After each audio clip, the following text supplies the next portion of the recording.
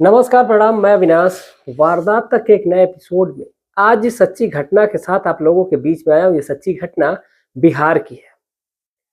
बिहार का जो जिला लगता है सिवान, और इसी सिवान का एक गांव लगता है जमशेदपुर गांव। इसी गांव की सच्ची घटना है जिसको सुनने के बाद हर कोई ये सोचने में मजबूर हो जा रहा है कि आखिर ऐसी क्या नौबत आ पड़ी थी कि जिस वजह से एक दंपत्ति की एक संतान की प्राप्ति होती है, लेकिन उस संतान का ऐसा हश्र होता है जिसको सुनने के बाद हर कोई निंदा करने लगता है कि वाकई ऐसा नहीं होना चाहिए था, और उसको ऐसी क्या जरूरत आ पड़ी थी कि उस बच्ची को ऐसा करना पड़ा। तो चलिए जानते हैं पूरी घटना को कि आखिर पूरा वाकया क्या था वहां का, और पूरा जो मामला है। दरअसल मैं बात कर रहा हूँ 14 जनवरी 2024 की। जब ये मामला सुर्खियों में आता है, लोगों की जुबान पे आता है, तो फिर बात मीडिया पे फैल जाती है। और जब जैसे ही बात मीडिया में आग की तरह फैलती है, तो सभी लोग सुन करके सोच करके हैरान हो जाते हैं, परेशान हो जाते हैं कि आखिर ऐसा क्यों होता है। तो चलिए जानते हैं पूरी कहानी को, आखिर वाकया क्या था, पूरा मामला क्या था। दरअसल कहानी शुरू करूं उससे पहले जितने भी हमारे भाई, जितने भी हमारे बहन चैनल पे नए आए हुए हैं, उनसे विनती है, उनसे गुजारिश है कि चैनल को सब्सक्राइब करें, इस वारदात तक परिवार का हिस्सा बने। आप लोगों के प्यार और सपोर्ट के बदौलत ही ये जो परिवार है ये आगे बढ़ पाएगा। 32,000 लगभग 33,000 लोगों का ये परिवार हुआ है। उम्मीद करता हूँ कि जल्द से जल्द आप लोग इस परिवार में 40,000 लोग जुड़ेंगे और आप लोगों का प्यार और सपोर्ट मिलेगा। इस वीडियो को उम्मीद करता हूँ कि ज़्यादा से ज़्यादा शेयर करेंगे आप लोग। तो हम करते हैं कि इस वीडियो पे मैं उम्मीद कर सकता हूँ कि आप लोगों का प्यार और आशीर्वाद ज़्यादा आएगा। उम्मीद करता हूँ कि इस वीडियो पे कम से कम 300 लाइक हो ही जाएंगे। तो चलिए आज की सच्ची घटना की शुरुआत करते हैं कि आखिर पूरा मामला क्या था। दरअसल जिस जिले का मैंने जिक्र किया सिवान, और इसी सिवान का एक गांव लगता है जमशेदपुर गांव। इसी जमशेदपुर गांव में एक परिवार रहता है, जिस परिवार का जो मुखिया होता है घनश्याम होता है। घनश्याम और उनकी जो पत्नी होती है, इन लोगों का बड़ा ही सुखमय जीवन बीत रहा था। वक्त गुजर रहा था, वक्त के साथ साथ इनकी एक संतान होती है। इकलौता मात्र एक बेटा होता है जिसका नाम ये लोग राजेश रखते हैं। अब ऐसे ही राजेश की जो उम्र है वो बढ़ती जाती है। ये बात कर रहा हूं मैं आज से लगभग बहुत साल पहले की बात है। यानी बहुत साल का मतलब ये हुआ कि आज से 40 से 50 साल की ऊपर की मैं बात कर रहा हूँ आपको। उससे प्लस ही होगा, कम नहीं होगा, क्योंकि जिस हिसाब से ये कहानी पता चली है उस हिसाब से हमको बहुत समय पहले जाना पड़ा है, कि पीछे जाएंगे उसके बाद से हम कहानी का रुख आगे करेंगे। दरअसल राजेश जो होता है जैसे जैसे बड़ा होता है इसकी उम्र बढ़ती जाती है। साथ ही साथ जैसे जैसे इसकी उम्र बढ़ती है वैसे वैसे इसके ऊपर जिम्मेदारियां बढ़ती जाती हैं। अब ये कमाने के लिए इधर उधर भटकने लगता है। इसकी पढ़ाई जो थी वो हाई स्कूल के बाद ही छूट जाती है, क्योंकि इसके परिवार में कोई और तीसरा व्यक्ति नहीं होता है जो कमाए और खिलाए अपने परिवार को। इसी वजह से जो राजेश होता है, राजेश कमाने के लिए बाहर निकल जाता है। कुछ समय वक्त गुजारता है वो विदेश में। विदेश से फिर वो जब वापस आता है, कर्जा कुआम लेकर के अपना पासपोर्ट बनवाया होता है। पासपोर्ट बनवा करके किसी तरह वो वीजा लगवाता है, लोगों से विनती करके, चिरौरी करके, कोशिश करके लग जाता है। तो फिर लोगों से कर्जा लेता है, और जैसे जो जो वीजा की जो रकम होती है, रकम को पे करता है, और पे करने के बाद वो विदेश जाता है। वहां पर उसने 4 साल गुजारे। अप्रॉक्स 3 साल का होता है, फिर 1 साल और उसने अपना बढ़वा लिया था। जैसे 4 साल हुआ तो फिर 4 साल में उसने अच्छी खासी कमाई कर ली होती है। इधर जब वो कमा करके घर आता है, तो घर में जो माता पिता जो बूढ़े हो चले हैं एकदम, फिर उनकी जो स्थिति होती है, अब उसको देखते हुए राजेश को ये लगता है कि उसको अब शादी कर लेनी चाहिए। राजेश की शादी होती है। राजेश की शादी होने के बाद इनकी जो परिवार में एक नए व्यक्ति का जब प्रवेश होता है, यानी कि जो उनकी पत्नी के रूप में आती है, जिनका नाम बबीता होता है। अब राजेश और बबीता की जो जोड़ी थी वो बेहद खूबसूरत थी, जिसको देखते ही लोग कहते थे वाह क्या जोड़ी है।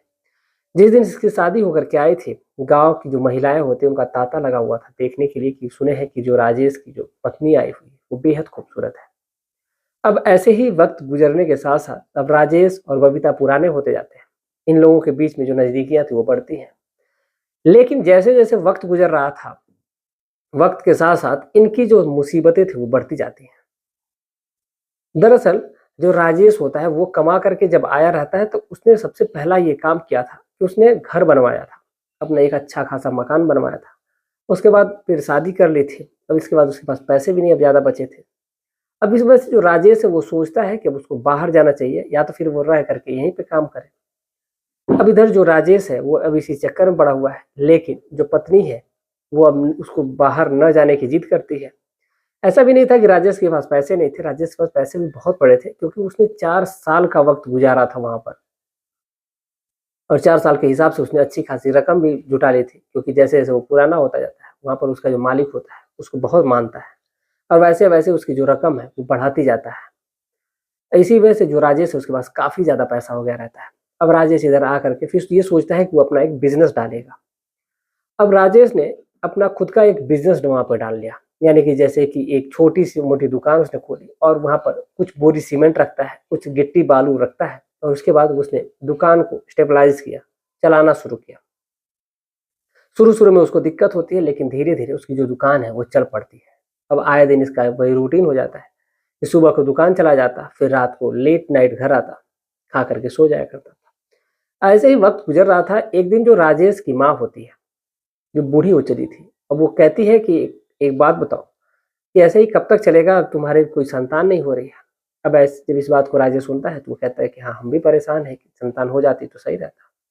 अब ऐसे ही वक़्त गुज़र रहा था। इधर जो राजेश के माता-पिता हैं, अब धीरे-धीरे वक़्त के साथ-साथ ये दोनों इस दुनिया को छोड़ कर के चले जाते हैं। अब इधर जो घर में अकेला पड़ जाता है राजेश और उसकी पत्नी। अब इन लोगों का जो बिज़नेस होता है वो भी ठीक-ठाक चल रहा होता है और राजेश और बबीता के जीवन में कोई भी अब दुःख के दिन नहीं थे। सबसे बड़ा दुःख एक ही था कि उनकी अब कोई संतान नहीं थी। अब इसी को लेकर के वो ज़्यादा परेशान रहा करते थे। इधर-उधर उन्होंने बहुत सारी दवाएँ कराई, लेकिन दवा कराने के बाद भी उनको जो दवा थी, वो कोई सूट नहीं करती थी, उनकी कोई संतान ही नहीं होती थी। अच्छा, एक बात मैं आप लोगों को बताना चाहता हूँ कि जैसे ये जो संतान वाली बात आ गई, इसी में मुझे याद आ गया। मैंने पिछली वीडियो में भी एक एक बार ज़िक्र किया था इस बात का कि एक ऐसे डॉक्टर को मैं जानता हूँ जहाँ पे ये बहुत ही अच्छा खासा इलाज होता है और अगर ऐसे कोई व्यक्ति है जिनको ये लगता है कि उनकी संतान नहीं हो सकती है, तो मैं आमतौर पर प्रेफ़र नहीं करता किसी को कि हाँ, आप जा कर के वहाँ दवा करवाएँ या फिर आप उसी डॉक्टर से करवाएँ। लेकिन मैं ये कहूँगा कि अगर आप हर जगह से अगर हार चुके हैं, ये तो एक लाइन हो जाती है, जैसे लोग पंचिंग लाइन करते हैं कि हर जगह से थके हारे हुए व्यक्ति आकर के यहाँ पर मिले। लेकिन इसमें मेरा कोई स्वार्थ नहीं है, ना ही मुझे कोई स्पॉन्सरशिप मिली है इस वजह से कि मुझे स्पॉन्सर करना है। कहानी पे आएँगे, ये आपके लिए बहुत इम्पोर्टेंट हो सकता है। शायद कुछ लोग, कुछ भाई ऐसे हमारे होंगे, कुछ बहनें ऐसी होंगी जो इस समस्या से पीड़ित होंगी। 100 में 10% भी अगर मान लें कि अगर लोगों का कल्याण होता है तो इस वजह से मुझे बहुत ज़्यादा खुशी मिलेगी। एक जगह पड़ती है आजमगढ़ में और वहीं पे एक डॉक्टर बैठते हैं, जिनका नाम शैलेंद्र सिंह एप्रॉक्स ऐसे कुछ करके है, शैलेश सिंह है। वो बहुत ही अच्छे डॉक्टर हैं और वहाँ से काफ़ी जो हमारी बहनें हैं, माताएँ हैं, उनको संतान की प्राप्ति हुई है। वो ऐसे डॉक्टर नहीं है, वो भी दवा ही करते हैं और दवा देने के बाद से उनका अच्छा खासा रिस्पॉन्स रहता है। लेकिन मैं तो ये कहूँगा कि अगर आप हर जगह से, अगर आपको कहीं से इलाज के दौरान अगर आपको प्रॉफ़िट नहीं हो रहा है, अगर आप नहीं आपको कोई वहाँ पे लाभ मिल रहा है, तब आप यहाँ पर आकर के आएँ। क्योंकि दूसरों की मैं बात नहीं करता, लेकिन जो मेरी खुद की बहन है, उसके साथ भी ऐसा हुआ था। उसका कई बार 2-3 बार के करीब एप्रॉक्स अबॉर्शन हुआ था। तो हमको वहीं पर जब एक लोगों ने बताया, क्योंकि वो खुद नर्स है और वो उन्होंने जब बताया, क्योंकि उनका खुद जब वो दवा की थी तो उनके 2 बच्चे हुए, जुड़वा 2 बच्चे हुए और वैसे ही हमने भी अपनी बहन का वहीं से इलाज करवाया, तो आज उसकी भी एक बच्ची है। तो उसका जीवन भी सुखमय बीत रहा है अभी, क्योंकि वो भी बहुत ज़्यादा परेशान होती है। अब ऐसे ही जो डॉक्टर हैं, वो डॉक्टर बहुत अच्छे हैं, तो अगर आप लोग सजेस्ट करेंगे, आप लोग कहेंगे इस वीडियो में, अगर आप लोग ज़्यादा से ज़्यादा अगर कमेंट करेंगे, तो फिर मैं अगली जो वीडियो हमारी आएगी, उस वीडियो में मैं उनकी परमिशन से मैं पहले उनसे पूछूँगा कि मैं उनका नंबर आप तक को शेयर करूँ या फिर ना करूँ। तो फिर अगर वो कहते हैं कि हाँ, शेयर कर दो, तो फिर मैं आप तक उनका जो नंबर है वो अगली वीडियो में डालूँगा। यानी कि जो ये वीडियो जाने वाली है, ये मुझे लग रहा है कि 122 नंबर की होगी, एपिसोड 122 होगा। तो जिनको भी अगर वीडियो नंबर चाहिए होगा, अगर 122 नंबर की अगर वीडियो में आप लोग कमेंट करते हैं और वहाँ पर ये बस लिख के भेजिएगा कि नंबर दीजिए, बस इतना ही चाहिए। डॉक्टर साहब का नंबर लिखिए, तो फिर मैं 123 नंबर की जो वीडियो आएगी, एपिसोड 123 जो आएगा, उसी में आपको उनका नंबर मिलेगा। तो आप उनसे डायरेक्टली बात कर सकते हैं। उनकी जो टाइमिंग होगी वो भी लगभग 11 बजे के बाद उनका फ़ोन ऑन होता है। उसके बाद उनका फ़ोन शाम के लगभग 7 बजे के 5-6 बजे के करीब उनका जो नंबर है वो बंद हो जाता है। ना वहाँ पे कोई एक्स्ट्रा फ़ीस लगती है, ना ही कोई ज़्यादा चार्ज लगता है। मुझे लगता है कि जब मैं दवा वहाँ पे कर रहा था तो मुझे ₹1000 की दवा मिलती थी, 1 महीने की दवा मिलती थी। उससे अच्छा खासा रिस्पॉन्स हुआ और 3-4 महीने की दवा चली और फिर वो मेरी बहन का जो जीवन है वो आज सुखमय है। तो ये कोई स्पॉन्सरशिप नहीं है और ये रियलिटी है, सच्चाई थी जो काफ़ी लोग जो परेशान होते हैं, मैं उनसे ये बात बताना चाहता था। पहले मैंने इसका ज़िक्र किया भी था, तो कुछ लोगों ने नंबर माँगा भी था, तो मैंने नंबर दिया भी था उनका। तो ख़ैर ये थी आज की बात और आप लोग कमेंट करिएगा। ख़ैर आते हैं आज की कहानी पे।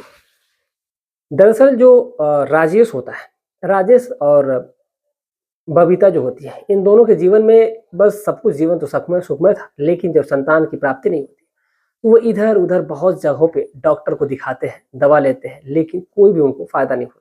कुछ लोगों ने ये भी सजेस्ट करा कि हो सकता है कि ऊपरी बाधा हो। तो फिर उन्होंने ये भी कहा कि ऊपरी बाधा है, तो फिर उन्होंने ओझा-सोखा को भी दिखा लिया। अच्छा, एक चीज़ और मैं यहाँ पे बताना भूल गया कि ऐसे कुछ लोग हैं जिनकी पत्नियों के ऐसा होता है कि 2 महीने की या 3 महीने की जब वो प्रेग्नेंट हो जाती हैं, 3 या 4 महीने की भी प्रेग्नेंट हो जाती हैं, तो फिर उनका ऐसे रात में सपना आता है उनके और फिर अगले दिन ऐसा होता है कि जो उनका बच्चा है वो खराब हो जाता है। तो इस चीज़ को भी मैं प्रेफ़र करूँगा कि आप उन्हीं डॉक्टर को दिखाएँ और इस चीज़ के लिए वो बेहद अच्छे डॉक्टर हैं। ये मेरा दावा है कि आप निराश नहीं जाने वाले क्योंकि आपको वहाँ से बेहद अच्छा रिस्पॉन्स मिलेगा। खैर कहानी पे आते हैं। जो राजेश है, राजेश अब इधर जो तांत्रिक है, तांत्रिकों का भी सहारा लेता है, लेकिन वहाँ से भी उसको कोई रिज़ल्ट नहीं मिल पाता है। लेकिन ऐसे ही उनकी एक डॉक्टर से मुलाकात होती है और मुलाकात के दौरान जो डॉक्टर होते हैं, उन्होंने पता नहीं ऐसी कौन-सी दवा चलाई, जिस वजह से उनकी पत्नी का गर्भ ठहर जाता है। गर्भ ठहर जाने के दौरान फिर जो उनकी पत्नी है, वो दवा खाती है और फिर जो बेहद वो दोनों खुश होते हैं कि उनकी जो पत्नी है वो प्रेग्नेंट हो चुकी है। वक़्त के साथ-साथ जब 9 महीने का वक़्त गुज़रता है, तो उन्होंने एक संतान को जन्म दिया। संतान को देखने के बाद सभी लोगों के चेहरे पे तो खुशियाँ होती हैं, कि बहुत ज़्यादा वो खुश है।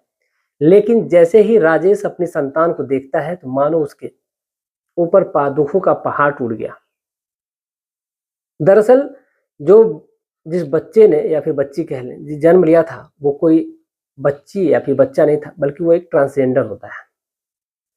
अब जिसको देखने के बाद राजेश के पैरों तले ज़मीन खिसक जाती है कि बताओ इतनी मेहनत और इतनी मुश्किल से एक बच्चा भी हमारा पैदा हुआ, जो इस प्रकार का निकल गया।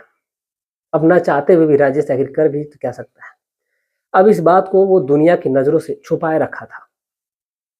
वैसे ही वक़्त के साथ-साथ उसने उसको एक लड़की का भेष दे दिया था, एक लड़की के रूप में वो रहने लगी थी।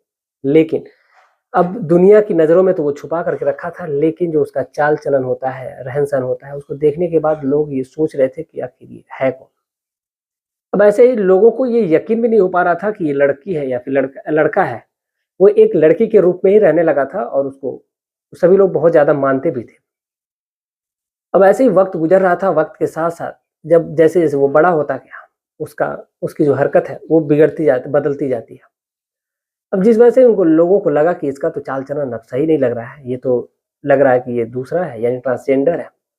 अब इसी वजह से जो आस-पड़ोस के जो लोग हैं, ये बातें आस-पड़ोस के लोगों में फैलने लगती है और जैसे ही ये बात ट्रांसजेंडर के जो मुखिया होते हैं, उनके पास जब पहुँचती है कि इस इलाके में फलाँ व्यक्ति का एक बच्चा है, जो इस प्रकार का है। अब जो टीम है उनकी आती है और उस लड़के को उस औरत को या फिर जो भी उसको क्या ट्रांसजेंडर को लेकर के जिसका नाम शबनम हो रखा गया था, शबनम को लेकर के वो लोग जाने लगते हैं। दरअसल जो शबनम होती है, शबनम पहले तो जाने से मना करती है, लेकिन अब वो लोग उसको जब उसकी जो ट्रांसजेंडर जो प्रजाति होती है, जो जाति है, वो लोग लेकर के जब जाने लगते हैं तो वो चली भी जाती है। इधर जो राजेश है, अब वो ना चाहते हुए भी उनको साथ भेजना पड़ा था। लेकिन अब जो शबनम होती है वो इस बात का काफ़ी विरोध करती है कि उसको शादी करनी है। वैसे ही वक़्त के साथ-साथ उसने साल 2023 में साल 2023 में उसने शादी कर ली। शादी करने के बाद उसको ये पता होता है कि उसका जो पति है उसके पति को भी ये पता होता है कि ये ट्रांसजेंडर है, और साथ ही साथ इन दोनों के बीच में जब शारीरिक संबंध बनने शुरू होते हैं तो फिर इन दोनों के जो थे वो शारीरिक संबंध बनने भी लगते हैं। अब कैसे बनते हैं ये तो इसका मैं जिक्र नहीं कर पाऊंगा, लेकिन इन दोनों के बीच में रिलेशन बनते हैं। सबसे बड़ी बात ये होती है कि जो शबनम होती है और जो इसका पति के रूप में आता है जिसका नाम विनय होता है, शबनम और विनय के बीच में जो संबंध बनते हैं उसको वो दोनों दारू पीते हैं। दारू पीने के दौरान फिर इन दोनों के बीच में शारीरिक संबंध बनते हैं। शारीरिक संबंध बनने का जो सिलसिला है अब जब शुरू होता है तो फिर थमता ही नहीं है। अब ऐसे इन दोनों को आदत लग जाती है, ये दोनों दारू पीते, दारू पीने के बाद इन दोनों के बीच में संबंध बनते हैं। अब ऐसे ही वक्त गुजर रहा था, लेकिन एक रात शबनम और जो विनय होता है इन दोनों के बीच में झगड़ा हुआ रहता है। शबनम के बीच में एक तीसरा व्यक्ति आ जाता है जिसका नाम विकास होता है।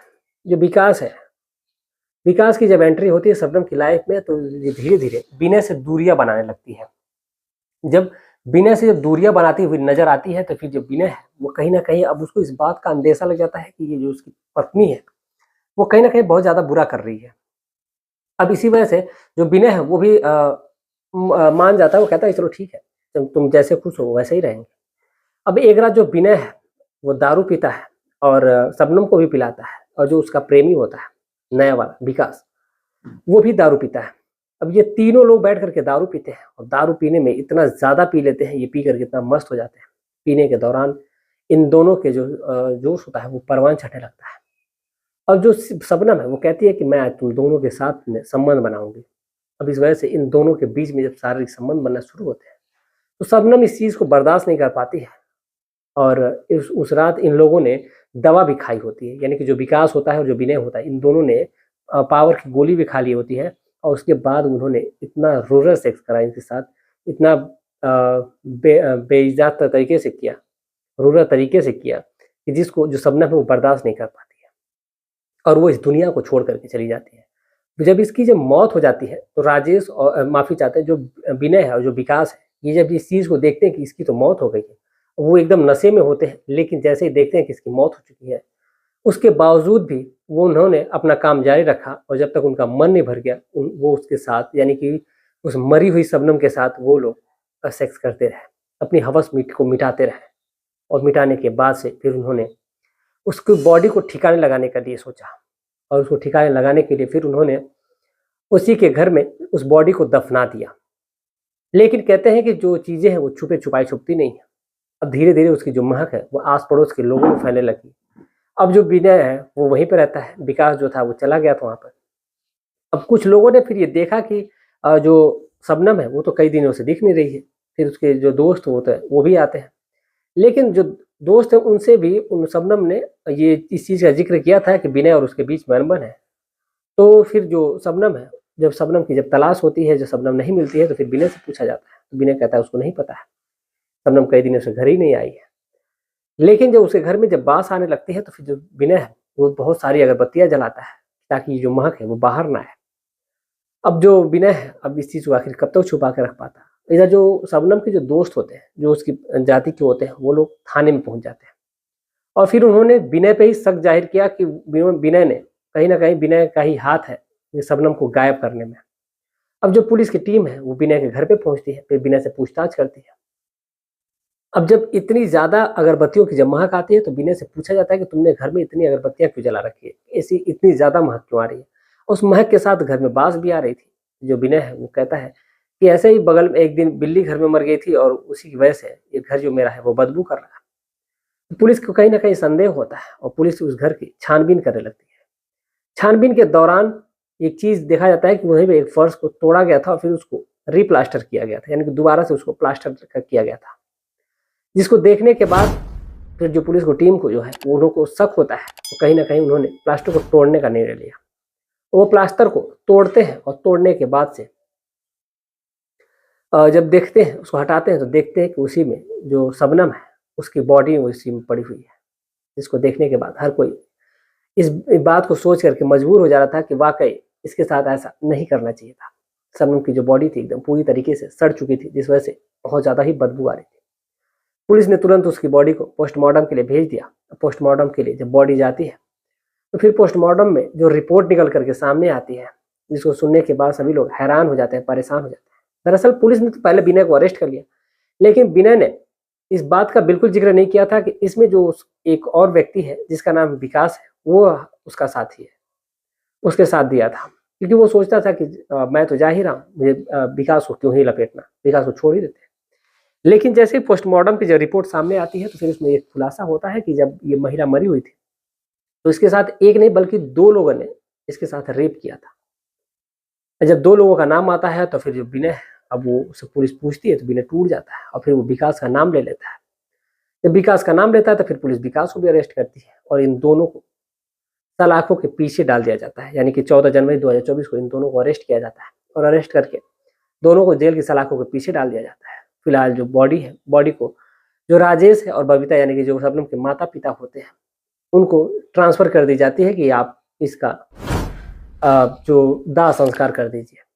तो जो उसकी प्रजाति के जो लोग होते हैं, वो लोग भी बेहद उसका जो साथ देते हैं और साथ देने के साथ साथ उस बबीता और उसके पिता राजेश, इन दोनों ने मिल करके बाकायदा जो शबनम का जो रीति रिवाज से उन्होंने दाह संस्कार करा।